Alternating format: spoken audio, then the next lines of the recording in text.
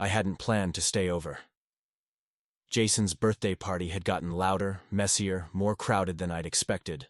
Someone spilled something sugary across the kitchen tile, and a group of guys from his engineering club were playing beer pong on the dining table.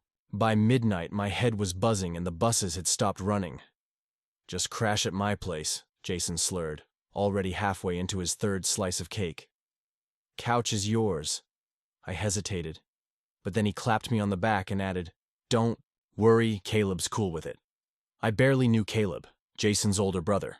I'd seen him maybe twice in passing, mostly in hoodies and headphones. He worked late, lived upstairs, and had that calm, brooding energy that made you think twice before speaking. We stumbled into the house around 1:30 a.m. The hallway light was on. Caleb stood at the bottom of the stairs in black joggers and a fitted, gray tee, arms crossed, eyes sharp. His hair was damp, like he'd just showered. Jason threw his keys onto the kitchen counter. "Don't glare. He's just crashing. Chill." Caleb didn't say a word. He looked at me, then looked away. "Thanks," I muttered, not sure why I felt the need to say it. "Blankets on the couch," Caleb said quietly, then walked up the stairs without waiting for a response. His footsteps faded into silence. The house felt colder without Jason's drunken energy bouncing off the walls. He disappeared into his room. I stayed behind, in the dim light of the living room, staring at the couch like it might bite. I wasn't drunk, just floaty. The kind of dazed that made sounds echo and thoughts stretch out longer than they should. The couch cushion smelled like old leather and laundry sheets. I kicked off my shoes, lay back, and pulled the scratchy wool blanket over me. For a while, I stared at the ceiling, watching a small shadow from the ceiling fan dance above me. The hum of the fridge filled the silence. Somewhere upstairs, I heard a door close. I tried to sleep. I really did. But the house creaked more than I expected, and my head kept replaying Caleb's face in the hallway. Not angry, not rude, just unreadable, like he'd looked right through me and saw something I didn't even know was there. It was probably nothing. I shifted under the blanket, curled up tighter. Somewhere around 2:30, I finally started drifting off. I was almost asleep when I thought. I heard soft footsteps across the upstairs floorboards, deliberate, quiet, moving slowly from one side to the other, then silence. I told myself it was just the house settling, that Caleb had gone to bed hours ago, that everything was fine. Still, I stayed awake longer than I meant to, my eyes open, staring into the dark. Something about the night felt watched. The thirst hit me like a whisper against my throat. Quiet, insistent, impossible to ignore. I blinked awake in the dim living room, disoriented by the unfamiliar ceiling. Jason's couch groaned as I sat up, still wrapped in that scratchy wool blanket. The house was quiet, the kind of quiet that felt suspended in time. I didn't check the clock. I didn't want to know. I padded into the hallway in my socks, trying to remember where the kitchen was. The floor was cool under my feet. Shadows stretched long against the walls. A sliver of light cut through the dark ahead. The fridge door. I slowed, just as the fridge closed. Caleb stood there, backlit in a pale wash of white, shirtless. His skin caught the light in places. The curve of his shoulder, the dip above his collarbone, the faint trail leading from his chest down beneath the waistband of his dark pajama pants. He didn't look surprised to see me, just tired. His hair was a little messy, and his jaw shadowed with late-night stubble. I froze. "Sorry, I didn't mean to wake anyone." "You didn't." His voice was low, quiet like the hour itself. He held a glass in his hand, beads of condensation trickling down his fingers. "Water?" I nodded. He turned back to the fridge without saying more, opened it, and grabbed another glass. I stepped closer. Not too close, just enough to be within reach. He filled it and handed it to me without looking. Our fingers touched. Just for a second. His hand was warm. I took the glass, murmured, "Thanks," and tried not to stare. But it was impossible not to notice the way his shoulders moved when he leaned back against the counter, or the way his eyes lingered on me longer than necessary. He didn't speak. Neither did I. I drank slowly, more for something to do than from thirst. The silence between us wasn't cold, but it wasn't comfortable either. It was loaded. Like the moment knew it wasn't supposed to exist, and still it did. He finally looked away, ran a hand through his hair, and exhaled quietly. Can't sleep? Not really. Couch is kinda scratchy. His mouth pulled into something like a half smile, though it didn't quite reach his eyes. It's been through a lot. I nodded. Tried to laugh. Didn't quite manage it. The kitchen light was too harsh now, so Caleb clicked it off. The only glow came from the refrigerator, which stayed open a moment longer before closing with a soft click. We stood in near darkness, just outlines and breath. I heard the fridge hum. Again. His glass touched the counter. I'm gonna head back up, he said finally, his voice a little tighter now. Yeah, of course. He started past me, then paused. His shoulder brushed mine lightly. Maybe an accident. Maybe not. I turned to say something, but he was already walking away, his bare back retreating into shadow. Back on the couch, the blanket felt warmer than before. Too warm. I stared at the ceiling again, trying to make sense of the knot in my stomach. It was just water. Just a quiet kitchen. Just Caleb.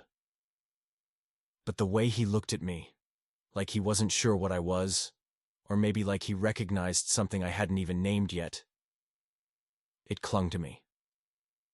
I closed my eyes. Sleep didn't come easy. I woke to the smell of coffee and something toasting. Morning light spilled in through the living room window, warming the scratchy couch blanket tangled around my legs. Jason was nowhere to be seen. I stretched slowly, rubbed my eyes, and sat up. From the kitchen, I heard footsteps. Steady, bare. Then a voice, low but clear. You're not dead. Good to know. I looked up. Caleb stood by the counter, holding a mug in one hand, his other resting against the edge of the sink. He wore a plain black t-shirt and flannel pajama pants, sleeves pushed up, revealing strong forearms dusted with fine hair. His eyes flicked toward me. Not cold this time, just observant. I thought you were working today, I said. I am. Later. He turned, grabbed a second mug, and held it up. You want? I hesitated. Sure. He poured the coffee like he'd done it 100 times. No small talk, no fake smile, just the soft clink of ceramic against ceramic as he handed the mug. To me, I took it carefully, our fingers brushing again. That same flicker from last night tugged at something in my chest. I watched him lean against the counter, sipping his own coffee, eyes following nothing in particular out the kitchen window. You always this talkative in the mornings? I asked, trying for light. He arched a brow. You always this clingy? After sleeping over, I laughed, caught off guard. Wow, brutal. He smirked into his cup, just slightly. Jason usually has louder friends. I'll try harder next time. Don't. His tone was dry, but not unkind. The silence that followed was thick, but not awkward. Just quiet. Present. Jason eventually wandered in, hair a mess, muttering something about Pop-Tarts. I left soon after, promising I'd drop off the charger I borrowed. But when he invited me back that afternoon to hang out, maybe order pizza, I didn't even pretend to hesitate. The next time I came over, Caleb passed through the living room on his way to the shower. He didn't say a word, just nodded slightly. I nodded back, pretending not to notice the towel slung low on his hips, the sheen of water on his collarbone, or the way my breath caught in my throat. It was nothing. Just skin. Just water. Just Caleb. Right? Another day, I was grabbing a soda from the fridge when he entered behind me. I didn't hear him until he reached past me for the peanut butter. His chest brushed my back for half a second. I froze. He didn't say anything, just grabbed what he needed and walked out like it didn't mean anything. But I felt it. Every time. I kept telling myself he was just blunt, unfiltered. He had that kind of confidence that read as careless. But maybe it was just self-contained. Or maybe I was projecting, overthinking. Still, the moments added up. The day after that, he asked if I wanted a ride home. Jason had bailed on our plan last minute, but Caleb was heading out anyway. In the car, he didn't play music. Just drove in silence, one hand on the wheel, the other resting on the gear shift. At a red light, he glanced at me. "You don't talk much either. I guess I'm learning from you."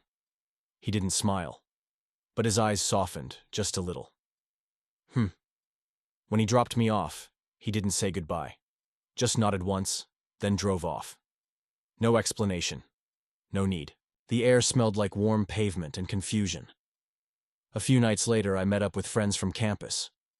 We were talking nonsense, dating, crushes, hookups. I said I wasn't really seeing anyone. One of them, Julia, grinned and nudged me. "You've been weirdly quiet lately.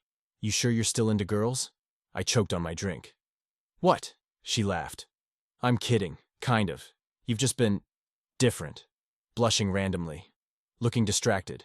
I brushed it off, smiling too hard. "It's nothing. Just tired." But on the walk home, I kept thinking about Caleb. His voice, his hands, his silences. I didn't know what I was doing. I didn't even know what I was feeling. But every time I was near him, I felt like I was balancing on a wire, weightless and tense, afraid to fall, but afraid to stop walking. And I couldn't stop noticing him. The rain started halfway through my walk to Jason's. It wasn't a light drizzle. It was the kind of sudden, hard downpour that soaked you in seconds. I had the borrowed charger in my jacket pocket, zip-locked, just in case. I almost turned, back, but something pulled me forward. I told myself it was just to drop it off, that I didn't want to keep forgetting, that it wasn't about seeing Caleb. By the time I reached their porch, my shirt clung to me, water dripping from my sleeves and hair. I knocked, half shivering. The sky behind me cracked with thunder. The door opened fast. Caleb, barefoot in, a dark hoodie and jeans, stared at me for a second like he wasn't sure if I was real. "You're drenched," he said. "No kidding." He stepped aside without another word, and I hurried in. The air inside was warm, the kind of stillness that only happens when the world outside is chaos. "Jason's out," Caleb said, shutting the door. "Camping or something. Left yesterday." No, I was just dropping this off." I held up the charger. Didn't want to forget again. "You walked here in that?" "I didn't think it'd rain." He gave me a look, then turned. "Come on." I followed him down the hall to the laundry room. He handed me a towel, soft and warm from the dryer, and disappeared. A minute later, he came back with a clean t-shirt and sweatpants. "Bathrooms down the hall. Change, or you'll freeze." Nodded, mumbled a thanks, and went. The clothes were too big, but comfortable. The towel soaked up the rain from my hair, but my skin still buzzed with chill. When I stepped back out, the lights flickered. Then everything dimmed. Power cut. Caleb sighed. "Transformer must have blown. It happens." He was lighting a candle in the kitchen. The small flame danced across his face, softening his features. I sat at the edge of the couch, towel still, in my hands, unsure what to do. He walked over and sat across from me, a phone flashlight propped up on the coffee table between us. It cast a faint glow, just enough to see each other's expressions, but not enough to hide anything. Neither of us spoke for a while. The rain hit the windows in steady rhythm, and somewhere in the distance, a siren wailed. "You always this? Prepared for blackouts?" I asked. "Lived in this house long enough?" He leaned back slightly, arms resting on his knees. "Used to freak me out as a kid. Thought ghosts would get me." That surprised a smile out of me. "You? Scared of ghosts?" He gave a small shrug. "We all start somewhere." Silence settled again, comfortable this time. I watched the way the light played across his jawline, catching the curve of his cheekbone. His eyes met mine once, then again. And something was there. Familiar, but not quite nameable. "Were you and Jason close?" asked suddenly. "Not really," he said after a pause. "He was always the golden one. Smarter, louder. People liked him." "You don't think people like you?" He looked down. "I think people don't know what to do with me." That sat heavy between us. I shifted forward. rested my elbows on my knees, fingers tightening around the towel. I get that. He turned to me. Do you? Yeah, I said quietly. Sometimes I feel like I'm waiting for someone to figure out who I really am. And maybe not like it. He watched me closely. The air felt thick with things unsaid. Then he reached for the towel still in my hands. Your hair's still wet. I froze but let him take it. He moved closer, kneeling in front of me. Carefully, almost reverently, he draped the towel over my head and began to pat it dry. His fingers grazed my temples, brushed the back of my neck. Slow. Focused. I closed my eyes. Every breath felt louder in that quiet space. I could feel the warmth of him, the way his hands hesitated and lingered at the edges of my skin. When the towel slipped slightly, I looked up. His face was inches from mine. We didn't move. His eyes dropped to my lips, then flicked back to my gaze. The air between us was electric. I felt it, so clearly, that my hands curled into fists against my knees. Then he blinked, and the moment broke. He stood, sharp and sudden. I should, check the breaker. I watched him walk away, without looking back. My hair was still damp. The towel lay in my lap. Outside, the rain kept falling. Inside, something had shifted. I didn't see him for 3 days. Not a text, not a call. No awkward run-ins or vague, quiet glances from across the room. It was like the towel moment in the candlelit living room had folded itself into some silent void, never to be acknowledged again. I told myself I was fine. That maybe I'd misread it. Maybe he regretted leaning in. Maybe I had leaned in too. I couldn't remember clearly now. Just the heat, the tension, the air between us that felt too alive. Jason was back from his trip, loud and chaotic as ever. We hung out, watched some dumb movie, ordered greasy pizza. I laughed when I had to. Smiled like everything was normal, but I was counting seconds, waiting. That Friday night I was working a closing shift at the bookstore. Nothing glamorous, just stocking shelves, wiping counters, pretending I didn't care that my phone hadn't lit up once. The lot outside was mostly empty when I finally walked out. The air was cool, the sky dusky blue spilling into night. I shoved my hands in my jacket pockets and headed toward the sidewalk, trying to decide if I was angry, confused, or just sad. Then I saw him, leaning against the hood of a dark car, parked near the corner of the lot, arms crossed, hoodie half-zipped. My feet slowed. He looked up. His eyes caught mine in the glow of the streetlight. "You forgot your charger," Caleb said. I blinked. Again? He held it up. But I didn't move. Neither did he. "That's not why you're here," I said. He lowered the charger, stared at it for a second, then put it in his pocket. "No, it's not." I stepped closer. Slowly. My heart thudded loud in my chest. Caleb looked nervous. Not in the usual aloof way, but really nervous.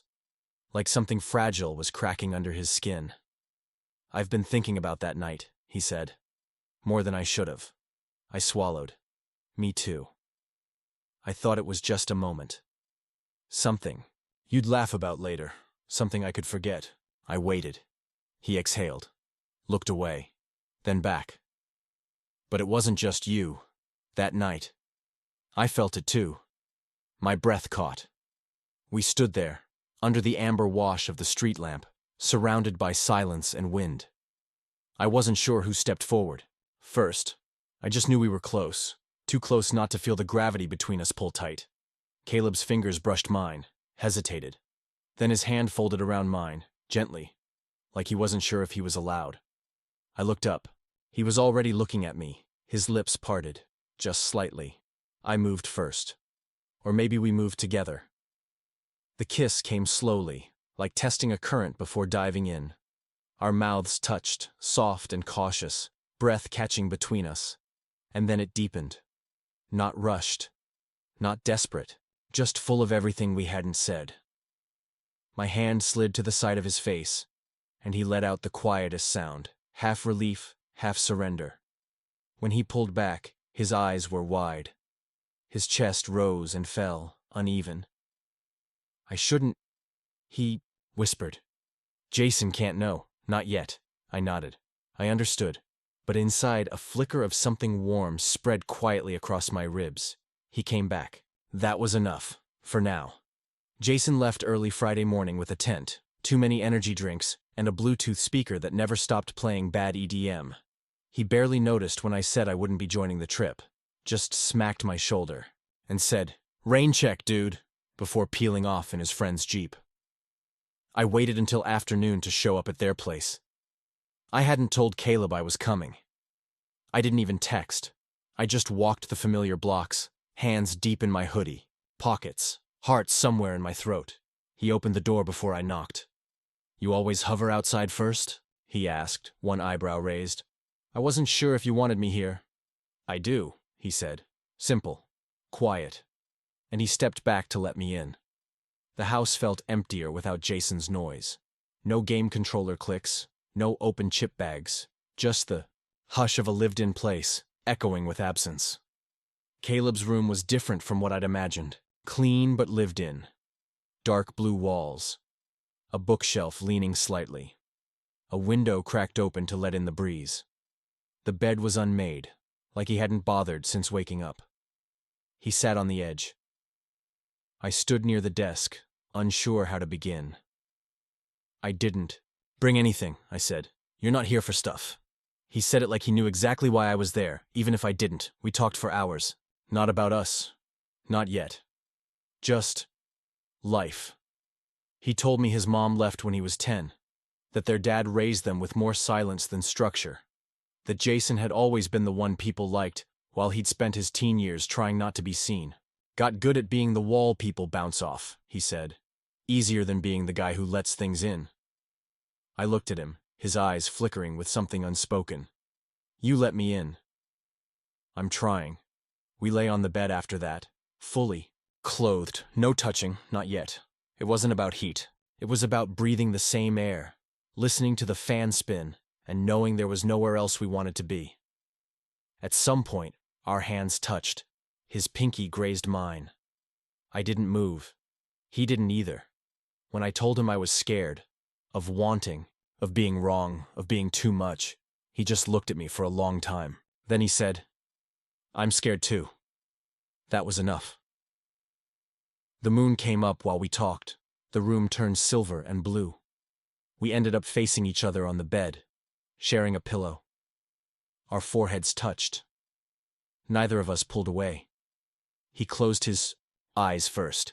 I stayed awake for a few more minutes, memorizing the shape of his breath. No labels, no promises. But something had shifted, and for the first time in a long while, I didn't feel alone. The smell of scrambled eggs and burnt toast filled the kitchen, sunlight spilling through the window in thick streaks. Caleb stood barefoot by the stove, sleeves pushed up, eyes half focused on the pan like he was thinking about anything but breakfast. I sat at the table, chin in my hand, trying not to smile. His hoodie hung off my shoulders, still warm where he'd tossed it at me a few minutes earlier, mumbling, "You'll freeze in that t-shirt." There was something quietly domestic about it all. Not romantic, not dramatic, just soft, comfortable. Couldn't remember the last time I'd felt that. Then the front door opened. We both turned, instinctive. Jason's voice echoed from the hallway. "Yo, anyone home? My camping trip got rained out and Greg got food poisoning, so..." His steps grew louder.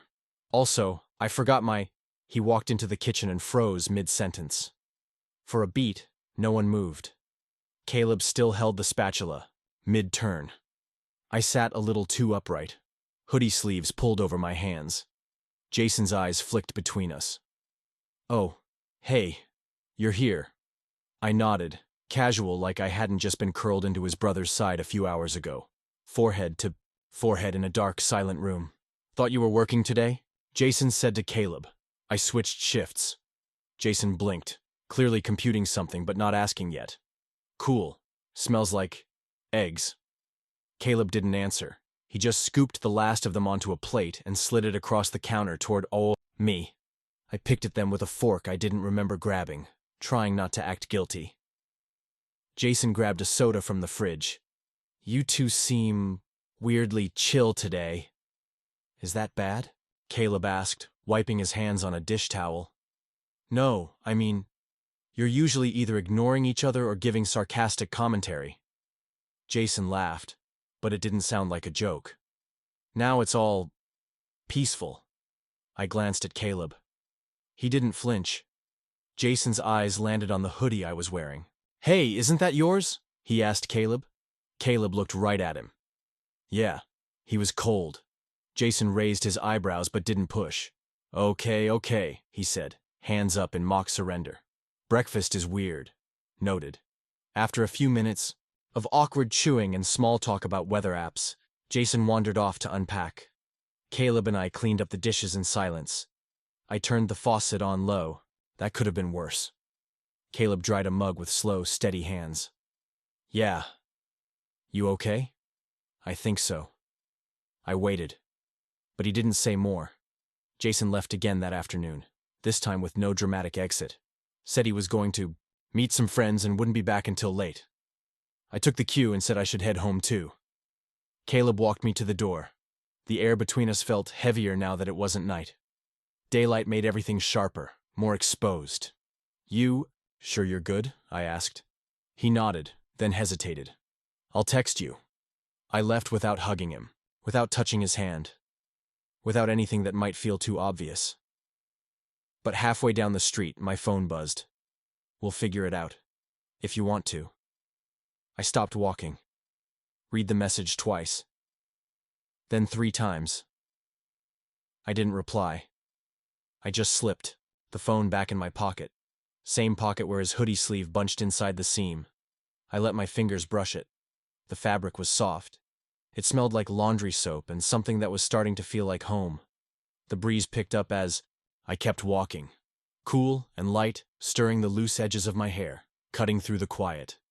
And for once, I wasn't afraid to want more.